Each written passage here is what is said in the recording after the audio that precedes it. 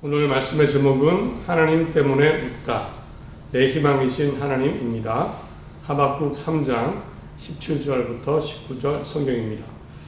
현대인들은 과거보다 더 많은 스트레스를 받는다고 말을 합니다. 스트레스를 더 많이 받고 걱정도 많이 하며 산다라고 말을 합니다. 요즘에는 너무 잘 먹어서 걱정이지요. 비만 때문에. 또 이 비만을 해결한다고 대체당인 아스파탐을 또 썼는데 또 이게 발암물질이라고 또 걱정입니다. 요즘에는 예전에는 없었던 걱정과 스트레스가 일어납니다. 카톡을 하고 문자를 할 때, 답장을 할 때도 심지어는 걱정하지요. 상대방이 싫어하면 어쩌나? 왜 답장을 안 했을까?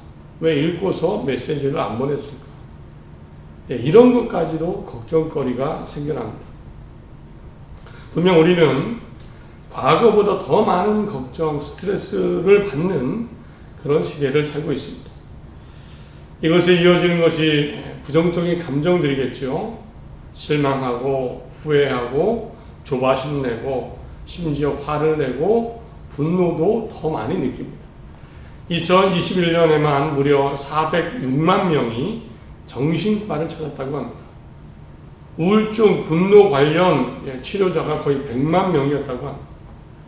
2023년에 세계 행복 보고서에 따르면 한국은 행복 지수가 OECD 국가 중에 꼴찌입니다. 57입니다. 한번 나 스스로를 돌아보면 어떻습니까? 과거보다 더 많이 웃습니까? 즐거워합니까? 좋아합니까? 전에는 TV에 영화 한 편만 나와도 제가 어렸을 때 그랬던 것 같습니다. 그 영화 한 편 보고 그렇게 좋아하고 만족했는데 요즘에는 수백 개 채널이 있습니다. 이것저것 계속 돌려보는데도 재밌는 채널이 몇 개 없습니다. 열심히 살고 좋아진 것 같은데 스트레스는 늘어나고 만족은 사라지고 걱정은 늘어나고 요즘 현대인들의 모습이 아닌가 합니다. 성경에도 이런 심한 스트레스와 실망, 심지어는 분노를 느낀 사람들이 있습니다. 오늘은 그 중에서 한 사람, 구약 성경의 하박국이라는 사람을 함께 나누겠습니다. 이 사람도 분노했습니다. 어떻게 보면 심한 마음의 고통과 우울이 찾아왔습니다. 그러나 회복되었죠. 과연 어떻게 그랬을까? 함께 나눕니다. 하박국의 심리 상태를 곧 실망, 불만, 분노라고 표현한다면 어느 정도였을까요? 그의 마음 상태를 알 수 있는 대표적인 표현이 있습니다. 심지어는 하나님께 따지면서 이런 표현을 씁니다. 1장 14절을 보면 주께서 어찌하여 사람을 바다의 고기 같게 하시며 다스릴 수 없는 벌레 같게 하시나이까. 어째서 하나님은 사람을 바다의 고기나 다스릴 수 없는 곤충처럼 우리를 벌레같이 대하십니까?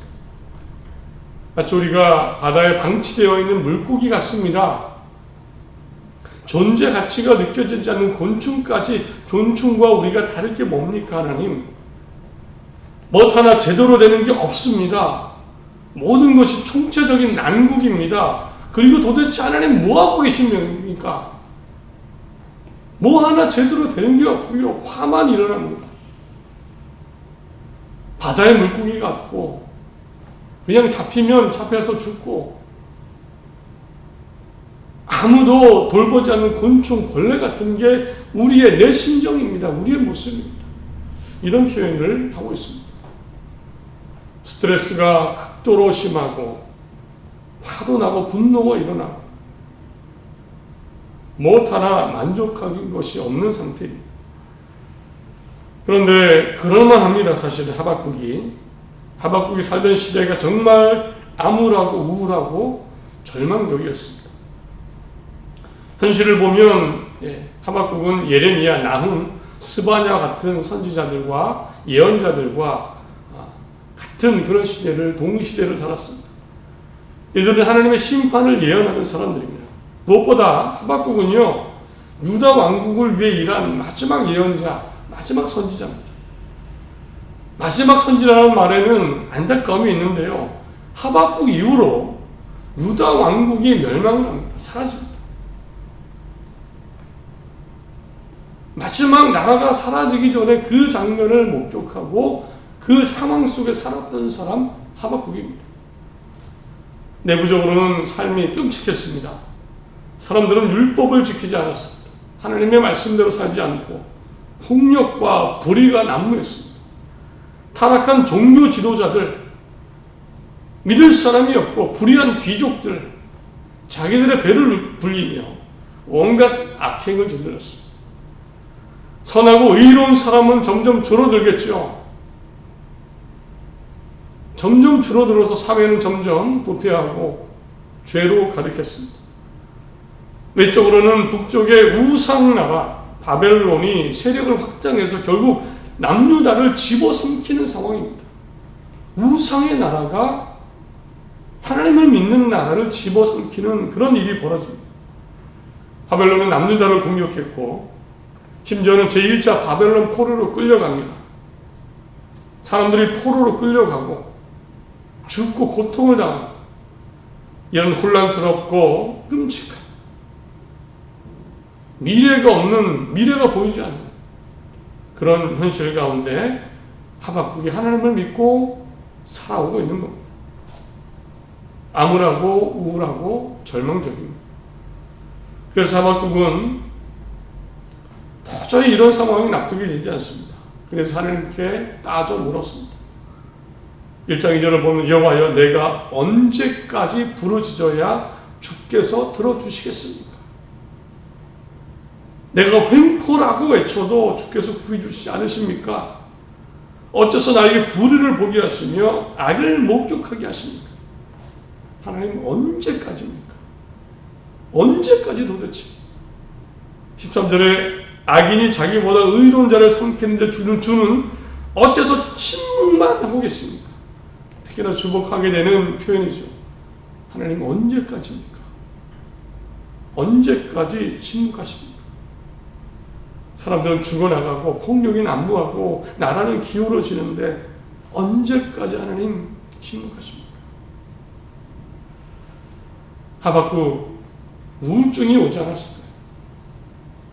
나라는 기울고 선하고 바르게 사람들은 보이지 않고 하나님은 마치 우리를 바다의 물고기처럼 아무도 돌보지 않는 곤충처럼 그렇게 대하시는 것, 그런 감정, 그런 느낌이 오는 겁니다. 좋은 일도 없고 희망도 보이지 않고 하나님도 보이지 않습니다. 더군다나 하박국의 모습이 더 안타까운 것은요. 사실 이 하박국은 누구보다 열심히 하나님께 최선을 다해서 하나님께 가까운 사람이었습니다. 믿음으로 살던 사람입니다.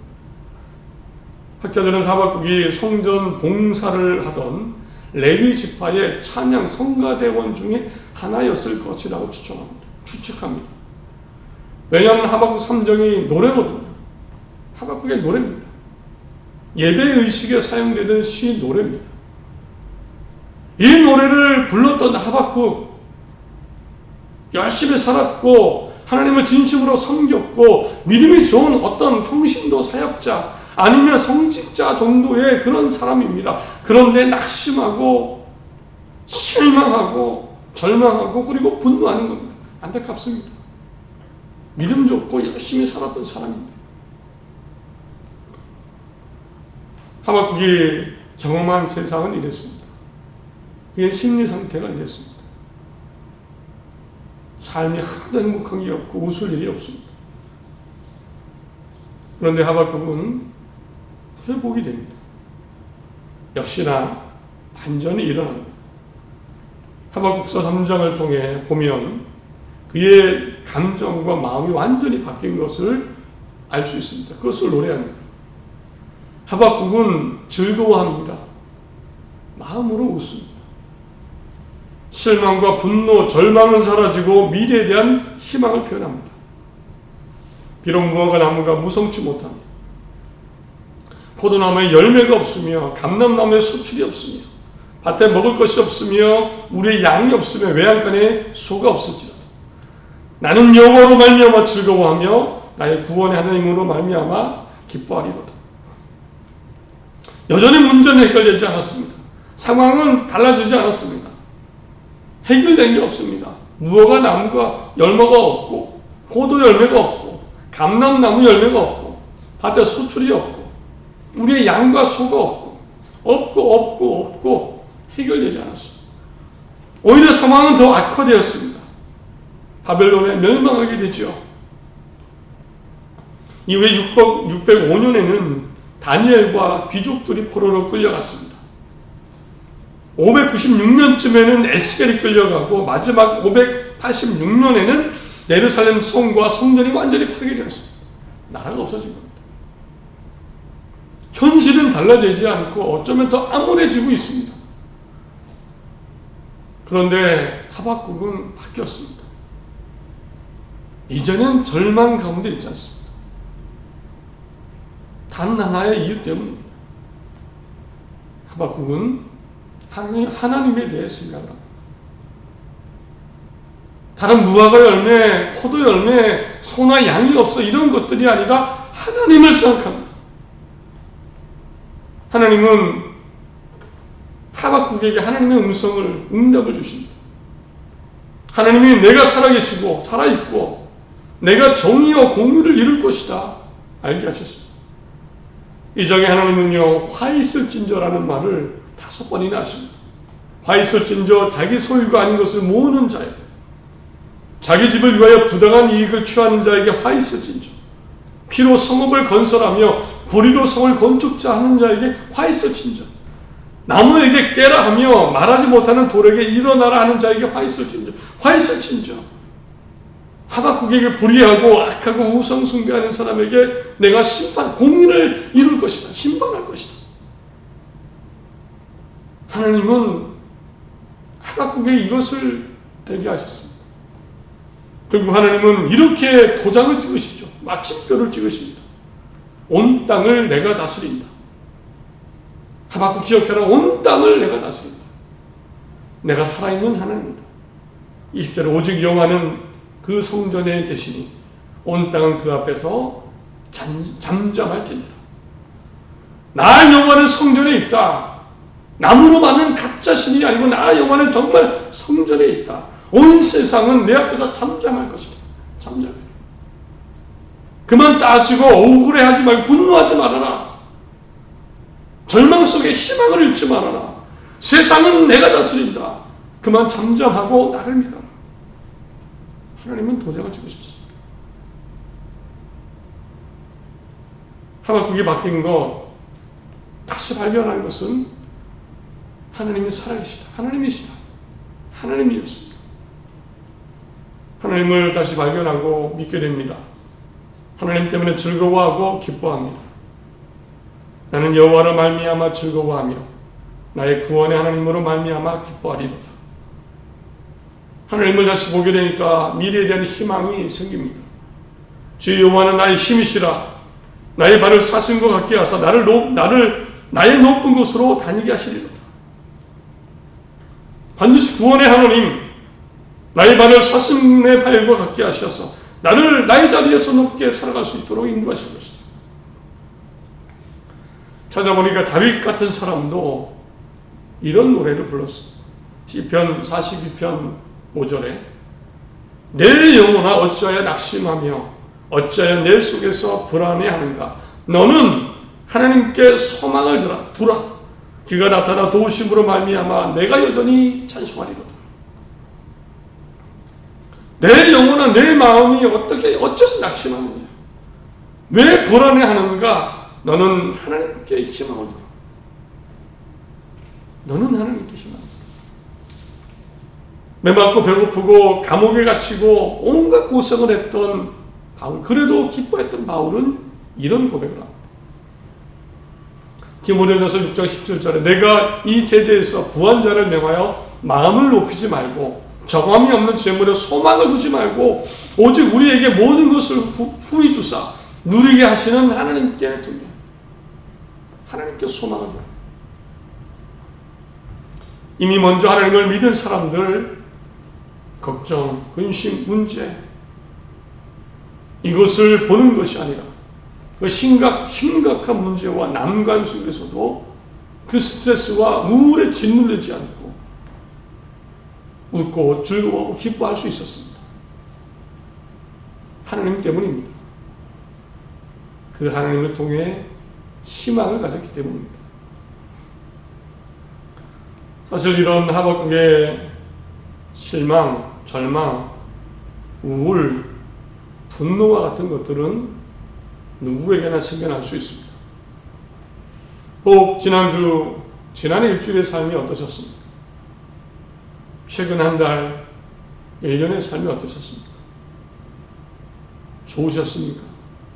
수많은 일들이 있으셨죠. 제게도 지난 한 주 보니까 이런저런 일들이, 예상치 못한 일들이 생겼습니다. 아주 작은 일들인데 제 마음을 좀 혼란스럽게 했던 일입니다. 교회 천장에 물이 새는데 수리가 아직 잘 안 됩니다. 발견을 못했습니다. 갑자기 교육관에 보일러가 고장이 나서 그 바닥이 물바다가 됐습니다. AGS 기사분이 얼른 오셔서 좋아했는데 날씨 탓인지 모르겠습니다. 서비스가 좋지 않았습니다. 상황에 마음에 들지 않는 일들, 예상치 못한 일들이 이 조금만 일이 생겨도 우리의 마음은 흐트러집니다. 더군다나 우리가 사는 세상은 천국이 아니지요. 우리 자신도 모든 것을 감당하는 그런 좋은 완전한 의인이 아닙니다. 천사가 아닙니다. 세상에 죄와 악이 그리고 고통이 여전히 존재합니다. 예수님이 말씀하신 대로 사랑이 식어질 거다. 마지막 때가 다가올수록 세상에 싸움이 있고 전쟁이 있고 아픔과 고통이 있습니다. 죽음이 있습니다. 지난주 뉴스에서 한 장의 사진을 봤습니다. 한 우크라이나 병사가 최전방에서 싸우다가 심각한 부상을 입었습니다. 두 팔을 잃었고요. 시력도 거의 잃었고 청력도 많이 상실했습니다. 살아 돌아온 남편을, 그 부상당한 남편을 꼭 안고 있는 아내가 안고 있는 사진입니다. 하나님 왜? 라는 물음이 됩니다. 왜 하나님? 우리가 살아가는 세상의 모습, 우리는 어떻게 회복할 수 있을까? 살아갈 수 있을까? 이제 우리에게도 하나님이 없으면 안 됩니다. 하나님께서 희망이 아니시면 안 됩니다. 하나님이 희망이어야 됩니다. 하나님이 계셔야 웃을 수 있고 하나님께 희망을 둘 때 희망일 수 있습니다. 솔로몬은 전도서를 통해 이런 말을 했습니다. 전도서 3장에 사람들이 사는 동안에 기뻐하며 선을 행하는 것보다 더 나은 것이 없는 줄을 내가 알았고 사람마다 먹고 마시는 것과 수고함으로 낙을 누리는 그것이 하나님의 선물인 줄도 알았다. 하나님을 발견할 때 내가 수고하고 애쓰고 살아가는 것 자체가 하나님의 선물과 기쁨이 되고 어떤 상황 속에서도 희망을 가질 수 있습니다. 하나님이 계신다고 믿고 그 하나님께 희망을 둘 때입니다. 내 삶을 하나님의 선물이라고 인정할 때 하나님 때문에 그때 우리는 웃음을 회복할 수 있습니다. 그리고 이 웃음으로 우리는 뭘 해야 됩니까? 뭘 해야 됩니까? 나만 웃는 것이 아니라 처음에 말씀드렸죠. 스트레스가 늘어나고 걱정이 많은 세상, 문제가 터지는 세상에 다시 웃음을 줄 수 있는 하나님만의 회복을 전하는 그런 삶을 우리 모두가 살아야 됩니다. 하나님이 아니시면 어디서 웃을 수 있을까요? 진정한 웃음과 희망을 어디서 발견할 수 있을까요? 이 자리 가도 계속해서 근심과 불안과 걱정과 어쩌면 분노가 찾아올 겁니다. 우리의 역할은 하나님을 알게 하는 겁니다. 하나님이 희망이시다. 말씀을 맺습니다. 결론은 이렇게 한 문장으로 정리합니다. 살아계신 하나님을 의지하며 선하게 살며 희망 속에 웃으며 웃음을 전하며 살자. 죄에서 구원하신 하나님이십니다. 우리 각자를 정말 사랑으로 인도하실 것입니다. 하나님 의지하시고 믿음으로 하나님을 희망으로 두고 나를 회복하고 웃음을 회복하고 희망을 회복하고 그 희망을 전하는 정말 하나님의 자녀, 그 삶을 사시길 바랍니다. 새로운 한 주 하나님 의지하시고 희망 가운데 즐거움과 회복을 전하는, 사람들에게 하나님의 희망을 전하는 그 속에 살아가는 모두가 되시기를 간절히 바랍니다.